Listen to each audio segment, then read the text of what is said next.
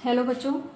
तो बहुत टेंस पढ़ लिए, सेंटेंस पढ़ लिए, ट्रांसलेशन पढ़ लिया, बहुत सारे यूजेस पढ़ लिए और मोडाल्स भी पढ़ लिए, फाइनाइट नॉन फाइनाइट वर्ब्स भी पढ़ लिए। तो अब कुछ ऐसे वर्ड्स जो सेंटेंस में हम इंडियन यूज़ करते हैं तो उसे इंग्लिश में कैसे बोला जाता है। तो जैसे हम कभी कहते हैं फ़िलहाल मैं बिज़ी हूँ और मैं आपके घर नहीं आ सकती, फ़िलहाल वो मेहनत कर रहा है, पास हो जाएगा। तो हाल, फिलहाल या फिलहाल ये ऐसे वर्ड हैं जो हम सेंटेंस में यूज़ करते हैं। और दूसरी बात, कुछ ऐसे सेंटेंस भी कहते हैं कि आने वाले दिनों में या आने वाले वक्त में। तो इस तरह के सेंटेंस को हम कैसे बनाते हैं, तो आइए वही देखेंगे हम। और सबसे पहले ये समझ लें कि देखिए, टेंसेस आपने पढ़े, सेंटेंसेस आपने पढ़े, वो सारा कुछ पढ़ा है, गेट इट। और ये सिर्फ वर्ड यूज होंगे और ट्रस्ट मी कि ये जो सेंटेंस हैं डिफरेंट टाइप्स ऑफ सेंटेंस हो सकते हैं। कोई प्रेजेंट इंडेफिनिट हो सकता है, कोई शिफ्ट का हो सकता है, कोई फ्यूचर का हो सकता है। सिर्फ आपको ये वर्ड बताए जा रहे हैं कि इसकी इंग्लिश क्या है और ये सेंटेंस में कैसे यूज होंगे। तो आइए देख लेते हैं। तो सबसे पहले बात करेंगे हम फिलहाल। ये वर्ड हम बहुत यूज करते हैं, डेली लाइफ में बोलते हैं। तो फिलहाल का जो मतलब होता है, ये एक समय को बताने वाला वर्ड है, याद रखेंगे, समय को बताने वाला। और जब समय को बता रहा है तो ये मोस्ट ऑफ टाइम यानी ज्यादातर सेंटेंस के स्टार्टिंग में आएगा, ये याद रखेंगे। और पीछे भी आ सकता है, इसका कोई इश्यू नहीं है, ये कहीं पर भी आ सकता है। और देखिए, इसका जो फिलहाल की जो इंग्लिश मीनिंग है वो मैं आपको बता दूं, फॉर नाउ है, ठीक है। या इसी को हम एट प्रेजेंट भी कह सकते हैं, याद रखेंगे। इंग्लिश के लिए हम दो वर्ड यूज कर सकते हैं, फॉर नाउ और एट प्रेजेंट। और इसका मतलब ये होता है कि मतलब अभी के लिए या इस समय, कुछ ऐसा सेंस निकलता है ना। जब हम फिलहाल कहते हैं तो ऐसा कुछ सेंस निकलता है, हमारा कहने का मतलब ये है। अब इसे देखिए सेंटेंस में हम कैसे यूज करेंगे। तो जैसे बोलूं मैं, फिलहाल मैं बिजी हूं, ठीक है। तो फिलहाल के लिए हमने क्या बताया, फॉर नाउ। तो फॉर नाउ आई एम।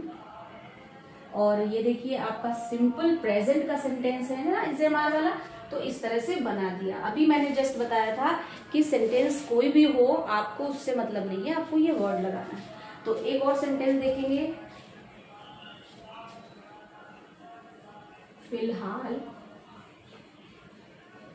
मुझे रेस्ट चाहिए, ठीक है। अब देखिए, चाहिए वाला सेंटेंस आ गया। तो फॉर नाउ, और एट प्रेजेंट भी कर सकते हैं, ये भी लिख देती हूं मैं, आई नीड रेस्ट, ठीक है। फिलहाल मुझे आराम की जरूरत है, कहने का मतलब यही है ना। कोई टायर्ड हो गया है किसी चीज से तो कह रहा है फिलहाल मुझे आराम की जरूरत है। तो ये देखिए सेंटेंस में इस तरीके से यूज होंगे। अगर इसका फॉर्मूला हम बनाएं तो सबसे पहले आप फिलहाल की इंग्लिश लिखें, फिर सब्जेक्ट लिखें और फिर वर्ब, और उसके बाद जो भी आपका आ रहा है आप वो लिख सकते हैं। तो ये फिलहाल ऐसे सेंटेंस में यूज होते हैं। अब नेक्स्ट यूज जो मैंने बताया था कि आने वाले समय में, तो आने वाले समय या वक्त, कुछ भी कह सकते हैं ये।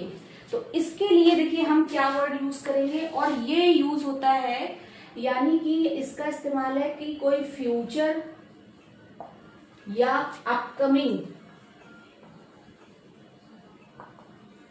ठीक है। यानी फ्यूचर या अपकमिंग चीजों के लिए ये यूज होता है, ये वाला वर्ड। हिंदी में हम कहते हैं ना, आने वाले दिनों में मौसम सही हो जाएगा, या आने वाले दिनों में हम अपने आप को इम्प्रूव कर देंगे। तो इस तरह से सेंटेंस बनते हैं। तो आइए देख लेते हैं इसमें कैसे सेंटेंस बनते हैं। और इसके लिए हम जो है वर्ड क्या यूज करेंगे, द कमिंग टाइम, ठीक है, ये वाला वर्ड यूज करेंगे। तो एक सेंटेंस देखते हैं, आने वाले दिनों में मौसम बदलेगा, ठीक है, आने वाले दिनों में मौसम बदलेगा। तो क्या बोलेंगे इसको हम, द वेदर, अब ये देखिए फ्यूचर का है, will change in the coming time, ठीक है। तो यहां पर क्या हमने देखा कि आने वाले या आने वाली या आने वाला, तो ये चीजों के लिए यूज हो रहा है, और यहां हम यूज कर रहे हैं कमिंग टाइम का, ठीक है। तो आने वाला समय बहुत महत्वपूर्ण है, इस तरह से बोलते हैं ना, आने वाला वक्त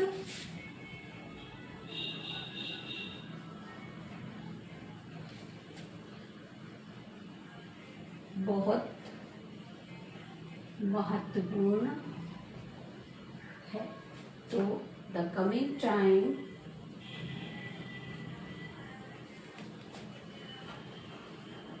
इज वेरी इम्पोर्टेंट।